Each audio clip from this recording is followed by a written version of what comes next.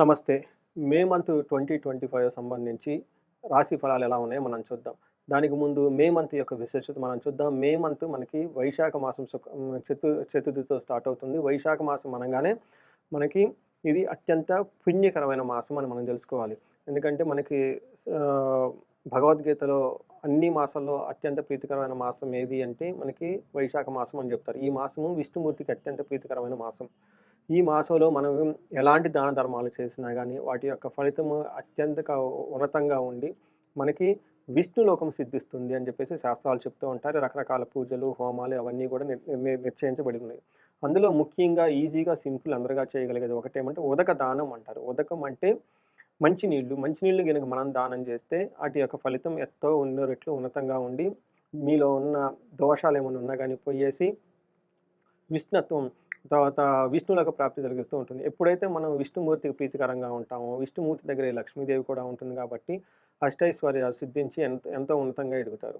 అయితే పూర్వకాలం మనకి చలివేంద్రాలను పెట్టేవాళ్ళు కాబట్టి, ఈ రోజుల్లో మనకంత కష్టతరంగా ఉంటుంది కాబట్టి ఆర్‌ఓ ప్లాంట్స్ కానివ్వండి, లేదంటే బాగా దాహంగా ఉన్న వాళ్ళకి వాటరు మనకి బాటిల్స్ కానీ అవన్నీ ఇచ్చేస్తే చాలా బావుంటుంది. చక్కగా కారులో ఆహ్, ఒక ప్యాక్ లేదంటే ఒక కేస్ కానీ ఏదన్నా పెట్టుకొని, అందులో ఒక బాక్స్‌లో ఈ వాటర్ బాటిల్స్ పెట్టుకొని ఎవరైనా దాహం గనుక మీకు కనిపిస్తే ఎండలో ఉంటున్నా గానీ, వాళ్ళకి ఈ వాటర్‌ని గనుక దానం చేస్తే ఎంతో పుణ్యం వస్తుంది. అయితే ఈ కుంభరాశి గనుక మనం చూస్తే ఈ మంత్ ఎలా ఉంటుందో ఇందులో ధనిష్ట 2, 3 పాదాలు, శతభిషం 1, 2, 3, 4 పాదాలు, పూర్వభద్ర 1, 2, 3 పాదాలంతా మనకు కుంభరాశిలో ఉంటాయి. పేరు బలంగా మనకు చూసుకుంటే ఇందులో గు, గే, గో, సా, సి, సు, సే, సో, ద అన్న అక్షరాలంతా కూడా మనకి కుంభరాశిలో ఉంటాయి. మనం గ్రహస్థితిని బట్టి మనం గనక చూసుకుంటే ఈళ్ళకి సూర్యరాశి సంచారం సూర్యుని యొక్క సంచారం రిపీట్ గ్రహస్థితిని గనక మనం చూస్తే వృషభ రాశి వాళ్ళకి సూర్యుడు వృషభ రాశిలోను, తర్వాత బుధ సంచారం మేషరాశిలోను, శుక్ర సంచారం మీనరాశిలోను, కుజుడు కర్కాటక రాశిలో ప్రవేశిస్తూ ఉన్నారనమాట. ఇంతే కాకుండా ఈ మంత్‌లో 3 ముఖ్యమైన గ్రహాలు కూడా మారుతున్నాయి. ఒకటి గురువు, రెండోది రాహు, కేతులు. ఈ యొక్క గ్రహస్థితిని అనుసరించి ఈ మాసం ఇలా ఎలా ఉందంటే, వీళ్ళకి చాలా చక్కగా ఉందని మనం చెప్పుకోవాలి. చాలా రోజుల తర్వాత ఈ కుంభరాశి వాళ్ళకి ఒక బెస్ట్ టైం అనేది రాబోతుంది. వీళ్ళకి ఏలినాటి శని యొక్క ప్రభావంతో ఉన్నారు. ఏలినాటి శని యొక్క ప్రభావం కూడాను రీసెంట్‌గా మూడో స్టేజ్‌లోకెళ్ళిపోయారు. దీని తర్వాత ఒక శుభ సూచకంగా ఈ మంత్ వీళ్ళకి చాలా చక్కగా ఉండబోతుంది. ఎవరైతే ఇప్పటిదాకా మిమ్మల్ని అవమానించారో, ఇక ముందు వాళ్ళు అవమానించే అవకాశం తక్కువగా ఉంటుంది. సంపదలు బాగా వస్తాయి. విత్త సిద్ధి, ధన ప్రాప్తి చాలా బాగుంటుంది. ఎనిమీస్ మీకెవరైనా గనక ఉంటే వాళ్ళు మిమ్మల్ని ఏమీ చేయలేరు. వాళ్ళు మీ నుంచి దూరంగా ఎళ్ళిపోతారు. ఇది మనకు కుంభరాశి ఈ మంత్‌లో ఉన్న హైలైట్స్. మనం డీటెయిల్స్‌గా గనక చూసుకుంటే సూర్యుడు వీళ్ళకి 4 ఇంట్లో ఉండటం వల్ల ఇంట్లో జనరల్‌గా కొంచెం ప్రాబ్లమ్స్ అవన్నీ ఎవరికైతే ఉంటాయో వాటి నుంచి విముక్తి వచ్చేసి కుటుంబం అంతా చాలా చక్కగా ఉండి హ్యాపీగా ఉండే అవకాశం ఎక్కువగా ఉంటుంది. 10వ ఇంట్లో దృష్టి ఉండటం వల్ల జాబ్‌లో ప్రమోషన్స్ రావటం, కొత్త జాబ్ రావటం ఇవన్నీ ఎక్కువగా ఆహ్, ఒక ఒక బెస్ట్ టైం వీళ్ళకి రాబోతుందని మనం చెప్పుకోవాలి. సూర్యుడు మంచి యోగ్యతనిస్తూ ఉన్నారు. 6వ ఇంట్లో కుజుడు ఉండటం వల్ల చాలా మంచి యోగ్యతను తీసుకొనొస్తున్నాడు. కుజుడు వీళ్ళకి సంపదలను తీసుకొనొస్తూ ఉన్నారనమాట. మనకి 6వ ఇంట్లో కుజుడు ఉంటే ఏమవుతుందంటే వస్త్రలాభో, ధాన్యలాభో, ధనలాభో, యశస్తథః మనోల్లాసో ధర్మసిద్ధి షష్టమస్తేత్ కుజేత్ భవేత్ అని మనకు చెప్తూ ఉంటారు. అంటే వీళ్ళకి షాపింగ్‌లు చేయటం, కొత్తగా బట్టలు కొనుక్కోవటం, తర్వాత అగ్రికల్చర్‌లో రైతులు ఎవరంటే వాళ్ళకి ధాన్యంలో లాభం రావటం, ధన ప్రకారంగా లాభం రావటం, వాళ్ళకి కీర్తి ప్రతిష్టలు వృద్ధి కావటం ఇవన్నీ జరుగుతూ ఉంటాయి. అంతేకాకుండా మనోల్లాసం మనస్సంతా ఉల్లాసంగా ఉండేసి ధర్మసిద్ధి మంచి మంచి పనులు చేస్తుంటే అందులో సిద్ధి వస్తుంది వీళ్ళకి. ఇవన్నీ షష్టమస్తేత్ భవేత్ కుజో అని చెప్తూ ఉంటారు. అంతేకాకుండా ఈళ్ళకి నైన్త్ హౌస్‌లో దృష్టి ఉండటం వల్ల కొంచెము దూర ప్రయాణాల్లో ఇబ్బందులు పడే అవకాశం ఎక్కువగా ఉంటుంది. ఫాదర్‌కి రిలేటెడ్ విషయాల్లో హెల్త్ రిలేటెడ్ మ్యాటర్స్‌లో కొంచెం జాగ్రత్తగా ఉండాలి.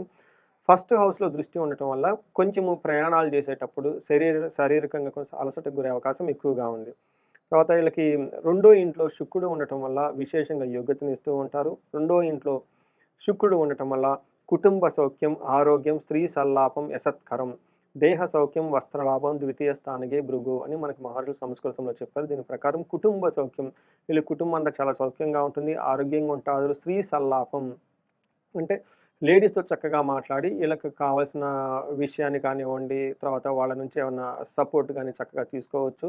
అదే లేడీస్ అయితే పురుషుల ద్వారా వాళ్ళకి చక్కగా మాట్లాడి అంతకుముందు ఏమన్నా భేదాభిప్రాయాలు ఏమన్నా ఉంటే అవన్నీ తొలగిపోయి ఒక మంచి అండర్‌స్టాండింగ్‌తో ముందుకెళ్ళే అవకాశం ఎక్కువగా ఉంటుంది. యశత్కరం అంటే కీర్తి ప్రతిష్టలు ఎక్కువగా ఉంటాయి. దేహ సౌఖ్యం శారీరకంగా చక్కగా ఉంటారు. బట్టలవన్నీ కొనుక్కుంటారు. చక్కగా ఉంటారని చెప్పేసి మనకు చూపిస్తుంది. ఎయిత్ హౌస్‌లో దృష్టి ఉండటం వల్ల మంచి ఫుడ్ కూడా తింటారు వీళ్ళు. చక్కగా అన్ని ప్లెజర్స్ టైంకి ఎంజాయ్ చేస్తూ ఉంటారు. ఈ రాశిలో ఉన్న 3 నక్షత్రాలు గనక మనం చూసుకుంటే ధనిష్ట, శతభిషం, పూర్వభద్ర 3 నక్షత్రాలుంటాయి. ఇందులో ధనిష్ట నక్షత్రం వాళ్ళకి మీరు చూసుకుంటే జయప్రదంగా ఉంటుంది, ధనలాభం ఉంటుంది, విశేష ధనలాభం కూడా కనిపిస్తూ ఉంటుంది. ఛాలెంజెస్ గనుక చూసుకుంటే వీళ్ళకి బంధనము, ధనహీనత చూపిస్తూ ఉంది. శతభిష నక్షత్రం వాళ్ళకి జయప్రదంగా ఉంటుంది, ధనలాభం ఉంటుంది, మృష్టాన్నము, ధనలాభము చూపిస్తుంది. వీళ్ళకి ధనహీనత, బంధనము అన్న ఒక 2 నెగెటివ్ ప్రతికూల పరిస్థితులు ఉన్నాయి. పూర్వాషాఢ, భాద్ర నక్షత్రం వాళ్ళకి ఐశ్వర్యవంతంగా ఉంటుంది, జయప్రదంగా ఉంటుంది. ధనహీనత ఎక్కువగా ఆహ్, ఫేస్ చేస్తూ ఉంటారు. ధనలాభం ఉంటుంది. మృష్టాన్న భోజనం చక్కగా పార్టీలు, ఫంక్షన్స్ అన్నీ అటెండ్ అయ్యి హ్యాపీ ఎంజాయబుల్‌గా ఉండే అవకాశం కూడా చాలా ఎక్కువగా ఉంటుంది. వీళ్ళకి దీనితో పాటు ధనిష్ట నక్షత్రం వాళ్ళకి స్త్రీ నాశనం, బుద్ధి నాశనం అని చెప్తారు. శతభిష నక్షత్రం వాళ్ళకి బుద్ధి నాశనం.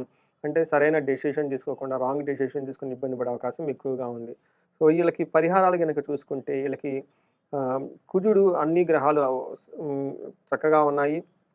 ఎవరికైనా గనక విశేషంగా ఏదైనా గనక ప్రాబ్లమ్ గనక ఫేస్ చేసేస్తూ ఉంటే వాటికి తగిన విధంగా పరిహారాలు గురించి ఆలోచించుకుంటే ఒకళ్ళకి ఈళ్ళకి ప్రతి పని జయప్రదంగా ఉంది. ఇన్‌కేస్ ఎవరైనా గనక ప్రాబ్లమ్స్ ఫేస్ చేస్తుంటే ఈళ్ళకి మన్యు పాశుపతాభిషేకం అని ఉంటది. అది చేసుకుంటే చక్కగా ఉంటుంది. బంధించబడినట్లు ఉన్న సిట్యుయేషన్ నుంచి బయటపడడానికి వీళ్ళు విష్ణువు ఆలయాలను దర్శించుకొని మహాలక్ష్మి సమేత, వెంకటేశ్వర స్వామి, లక్ష్మీ సమేత లేకుంటే శ్రీరంగనాథ స్వామి ఇలా విష్ణువుకి సంబంధించిన ఆలయాలు ఎక్కడ దర్శనం చేసుకున్నా గానీ వీళ్ళకి చక్కగా ఆ బంధించబడినట్లున్న ప్రాబ్లమ్స్ నుంచి బయటపడతారు.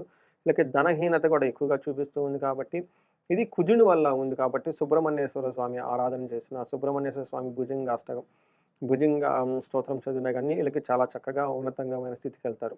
ఇవి కాకుండా ధనహీనత వాళ్ళ యొక్క తీవ్రతను బట్టి కనకదార స్తోత్రాన్ని రెగ్యులర్‌గా చదువుకుంటుంటే చాలా బాగుంటారు. అయితే ఎవరికైతే పెద్ద పెద్ద వాళ్ళ సమస్య తీవ్రత ఎక్కువగా ఉండి బిజినెస్‌లో టర్నోవర్ రాకపోవటం, ఇబ్బందులు పడుతూ ఉంటారో వీళ్ళు కుబేర పాశుపతాభిషేకం చేపించుకున్న, మహాలక్ష్మి విశేష పూజ చేపించుకున్నా గానీ ధన ప్రవాహం వీళ్ళకి చక్కగా వస్తుంది.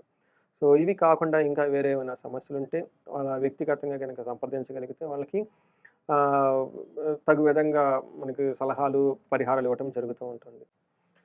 నమస్తే. మనం మే మంత్ యొక్క రాశి ఫలాలు చెప్పుకుందాం. ముందుగా మే మంత్ యొక్క విశిష్టత మనం తెలుసుకుందాం. మే మంత్ మనకి ఇది వైశాఖ మాసం చతుర్దశి నుంచి స్టార్ట్ అవుతుంది. వైశాఖ మాసం అనంగానే విష్ణుమూర్తికి అత్యంత ప్రీతికరమైన మాసం. ఈ మాసంలో గనక మనం ఆహ్, ఉదక దానం చేసినట్లయితే అత్యంత పుణ్యప్రదమని మనకు శాస్త్రాలు చెప్తున్నాయి. ఉదకం అంటే మంచినీళ్ళు. ఈ మాసంలో గనక మనకు చలివేంద్రాలు పెట్టి పక్షులకు కానివ్వండి, లేదంటే మనుషులకు కానివ్వండి, జంతువులకు కానివ్వండి, నీటిని గనుక మనం దానం చేయగలిగితే ఎంతో పుణ్యప్రదం అని మనకు చెప్తూ ఉంటారు. ఎండలు చాలా అధికంగా ఉంటాయి మే మంత్‌లో. అయితే ఈ మంత్‌లో చలివేంద్రాలు అవన్నీ పెట్టడం కాకపోయినా గానీ, అట్‌లీస్ట్ మనకు కొన్ని వాటర్ బాటిల్ ఒక కేస్ వాటర్ బాటిల్ తీసుకొని కార్‌లో కానీ, బైక్‌లో గానీ పెట్టుకొని మీకెక్కడన్నా గనుక ఎవరన్నా గనుక దాహంతో కనిపిస్తున్నట్లుంటే నడుస్తున్నట్టు వాళ్ళకొక బాటిల్ ఇచ్చేస్తే వాళ్ళ దానం ఆ యొక్క నీరు తాగి ఎంతో వాళ్ళు సంతోషపడతారు. మిమ్మల్ని ఆశీర్వదిస్తారు. ఇలా ఎంతో పుణ్యం మీకొచ్చేస్తుంది. ఈ అవకాశాన్ని సద్వినియోగం చేసుకోవాలని చెప్పేసి నేను కోరుకుంటూ ఉన్నాను. ముఖ్యంగా మనం సో, మీనరాశి గనక మనం మే మంత్ గనక చూస్తూ ఉంటే, వీళ్ళకి నక్షత్ర ప్రకారం గనక చూసుకుంటే పూర్వాభాద్ర నక్షత్రం, పూర్వాభాద్ర 4 పాదం, ఉత్తరాభాద్ర 1, 2, 3, 4 పాదాలు, రేవతి 1, 2, 3, 4 పాదాలంతా మీనరాశిలో ఉంటారు. పేరు బలం గనక మనం చూసుకుంటే వీళ్ళకి ది, దు, షం, ఝ, ద, ధే, దో, చ, చి అన్న అక్షరాలంతా కూడా మనకి మీనరాశిలో ఉంటారు. గ్రహస్థితి గనక మనం చూసుకుంటే వీళ్ళకి సూర్యుడు వృషభ రాశిలో, బుధ సంచారం మేషంలో, శుక్రుడు మీనరాశిలో, కుజుడు కర్కాటక రాశిలో ఉన్నారు. అంతేకాకుండా వీళ్ళకి ఆహ్, 3 ముఖ్యమైన గ్రహాలు కూడా మారుతూ ఉన్నది. అది గురువు, 2 రాహుకేతులు. రాహుకేతుల గురించి, గురువు గురించి నేను ఉగాది రాశి ఫలాల్లో చాలా వివరించడం జరిగింది. దానికి సంబంధించిన పరిహారాలు కూడా చెప్పడం జరిగింది. ఈ మంత్‌లో ఈ మే మంత్‌కి సంబంధించి ఎలా ఉండబోతుందంటే మనకు సూక్ష్మ గోచారం, లఘు గోచారం అన్న కాన్సెప్ట్ ప్రకారం గనక చూస్తే వీళ్ళకి సూర్యుడి వల్ల లక్ష్మి ప్రవాహం చాలా బాగుండేది. తర్వాత ఈళ్ళకి ధనం గనక కోల్పోవాల్సిన స్థితి నుంచి ధనం వచ్చే అవకాశం ఎక్కువగా ఉంటుంది. అఖిల విషయ భోగం అన్ని భోగాల్లో, అన్ని విషయాల్లో చాలా ఎంజాయబుల్‌గా ఉంటారు. ధనం రావాల్సిన ధనం కూడా ఈళ్ళకి వచ్చేస్తుంది. ఒక రకంగా చెప్పుకోవాలనుకుంటే మీనరాశి వాళ్ళకి చాలా రోజుల తర్వాత ఇది ఒక మంచి మంత్ అని మనం చెప్పుకోవాలి. ఒక మంచి సిగ్నల్‌గా, ఒక మంచి శుభప్రదంగా ఈ మంత్ స్టార్ట్ అవుతుంది.